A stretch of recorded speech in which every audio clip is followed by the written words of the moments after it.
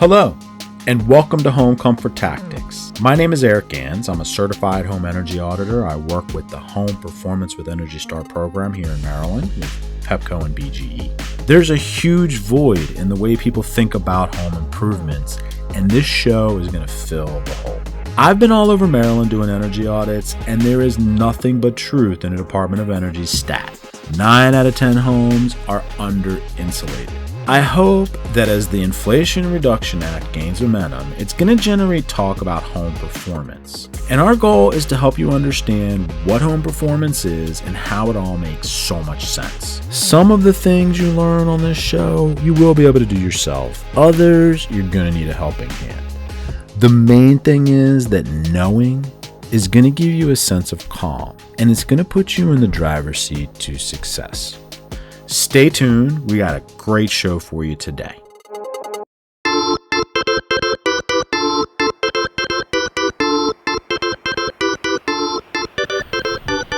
Hello, and welcome to the 9th episode of Home Comfort Tactics.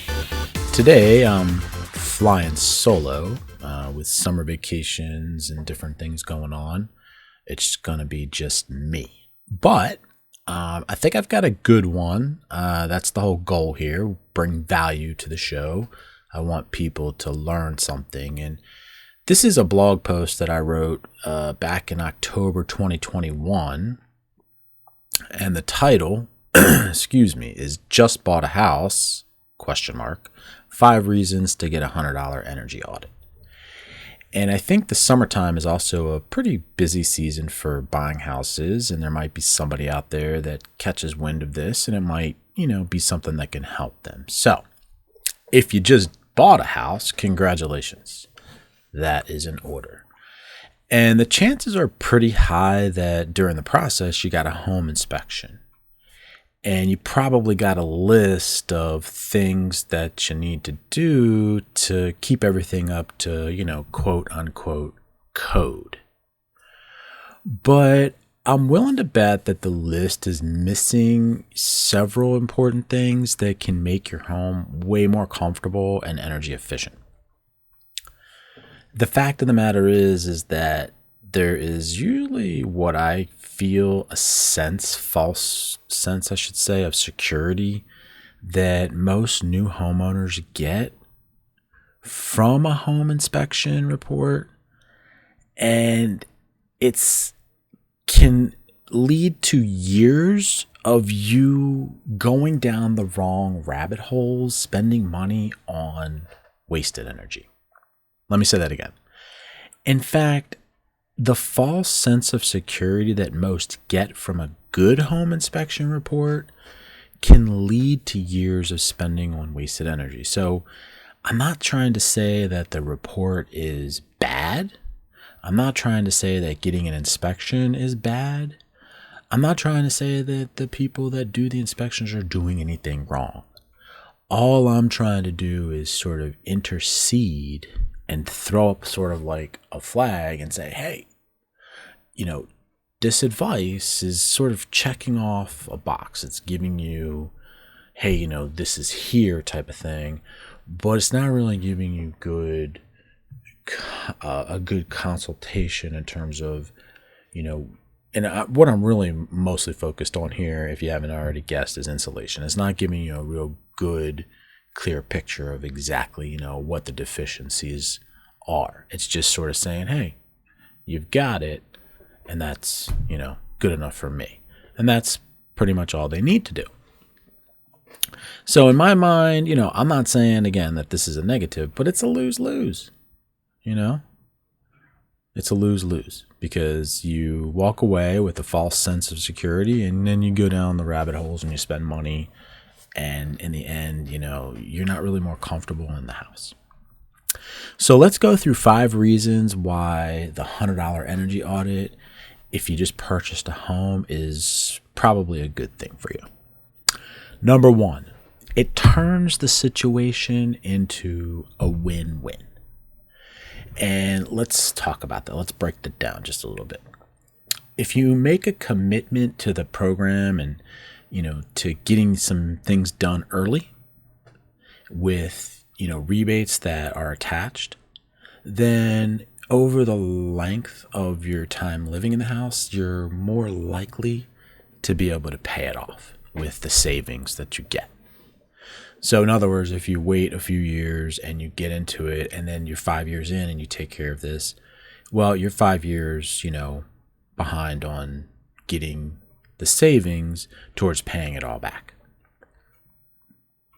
All right, number 2. You want to find and correct. Number 2, you want to find, correct, and seal connections to the outside. And that's oftentimes missed. And most houses have connections to the outside that are obvious, and there are those that are not so obvious.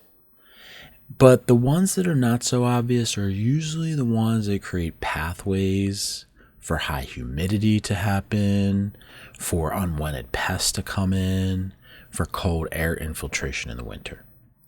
An energy audit is going to help you uncover these places that you maybe wouldn't have thought about in a much faster amount of time. It's going to get you sort of zoned in or cued in on the problem areas so that you can take care of the things early on and start to reap the benefits of not only the energy savings, but the comfort as well. On that note, connections to the outside, most homeowners, they're surprised to learn during an energy audit that their exhaust fans, they're not even working properly. I mean, a lot of times they'll turn on and they make a really loud noise, and that's kind of the joke, because at the end of the day, they're not even really doing what they're supposed to be doing, which is to pull the moisture from the area and get it out of the house to the outside. But a lot of times, like I said, they're not even working properly, let alone whether they're vented properly to the outside. And that's something that's checked during an energy audit, whereas during a home inspection, it may be indicated, but it's not really something that's focused on. All right, number 3, you're going to get the real information from an energy audit about your insulation.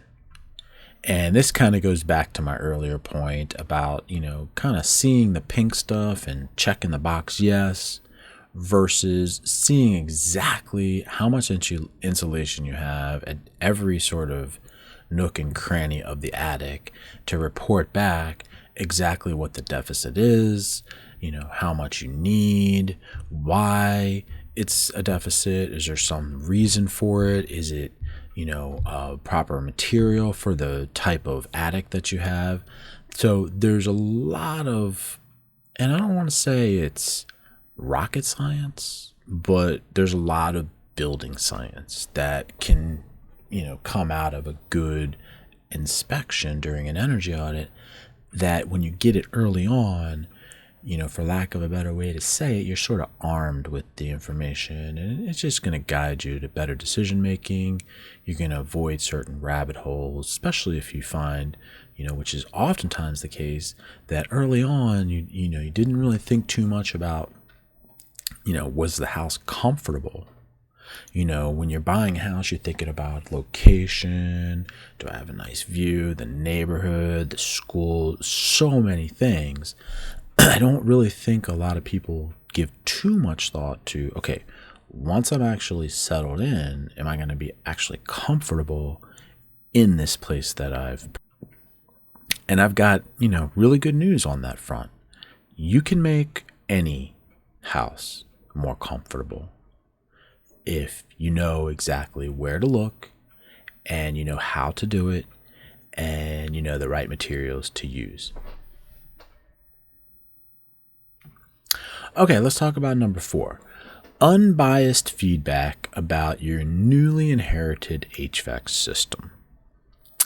All right, well, this is one that I personally kind of have a sort of a soft spot for, because when I was early on in my life buying houses, and when I say buying houses, I mean I got married, bought a house, then we moved to just a slightly larger house that was from a townhouse to a single family. So I went through a couple of HVAC systems, and both times I was really, really hyper focused on the fact that the machines were older looking and they maybe had a little bit of rust and maybe the nameplate was faded. And I probably spent a lot of money that I didn't need to on buying new HVAC systems because I really didn't know.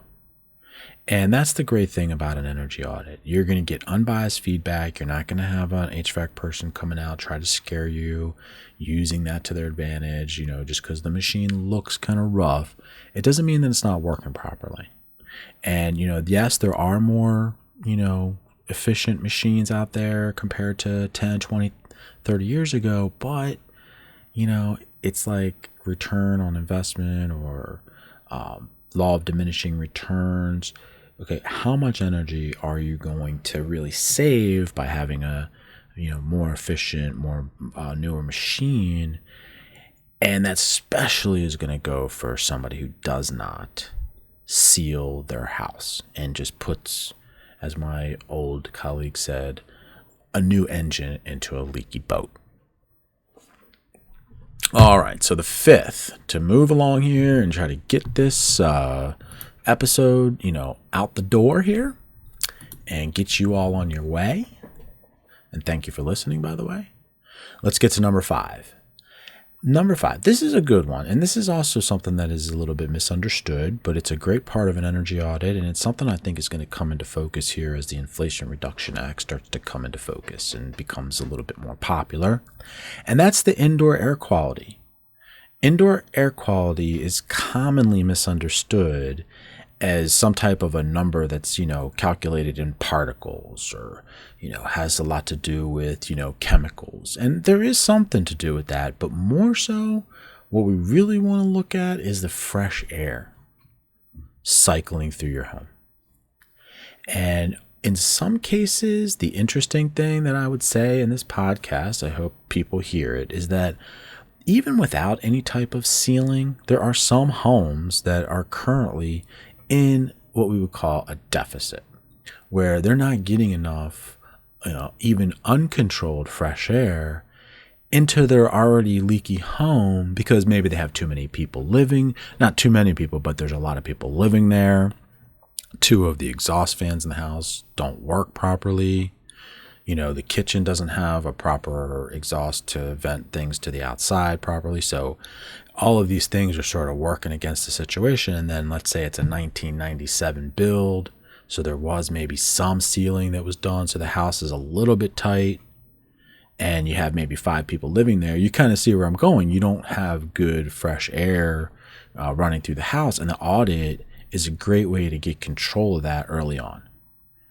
Because, and I'll let you, sort of look it up yourself, but there are some, definitely some things that, can come along with having a house that's stuffy. And that goes back to the chemicals. It's not the chemicals that you might think. It's more so the chemicals that are bleeding off of your everyday household cleaning products that aren't getting, cycled through and evacuated out of the house fast enough because there's a problem with indoor air quality. So that's another great benefit of an energy audit if you just bought a house. So that's the episode for today. I hope you got some value in this. I really appreciate you listening. My name is Eric Gans. You can if you're interested, you can find out more about my home performance company, Hometrust Remodeling, by visiting hometrustremodeling.com or homeairleakagetest.com. I've also got a little sort of like hub website, my name, ericgans.com. And I'm just working on different things. I really like creating content. I like putting information out there to help people. I'm trying to find my voice, I want to help people by being a sounding board. And the reason, I'll tell you where the passion comes from, it's because when I was a contractor from 2006 to 2015, I was an exterior remodeling contractor. I had tunnel vision, and it sort of mimics some of my customers' tunnel vision. I didn't really know that home performance existed And when I stumbled into it and I started to get enlightened by it and sort of to see some of the ways that, a house is actually put together and how we really can do things to help people, because that's really why I wanted to be a contractor. That's ultimately why my whole life I wanted to help. I like helping people. And yes, you want to earn a living from that. But if you can help people along the way and earn a living, then that's just a great combination. And I just really never felt that way when I did in some cases, with windows and doors and things like that. There were some people that were super happy, but it was usually those that were doing it more for the aesthetics and less for the energy efficiency. Those are the ones that I think got let down a little more. And that's the whole thing that, just blew my mind with all of this, that home performance is it's a three-dimensional, way of thinking. That's kind of a good way to say it. And when you can have somebody guide you, because, if you're a homeowner, you don't want to necessarily have to learn all this stuff because it took a little time. But if you can get somebody to guide you, then you can really change the dynamic inside your house. And, the thing about that is we all pay so much for these houses that, we should be able to live comfortably in them. Thanks for listening.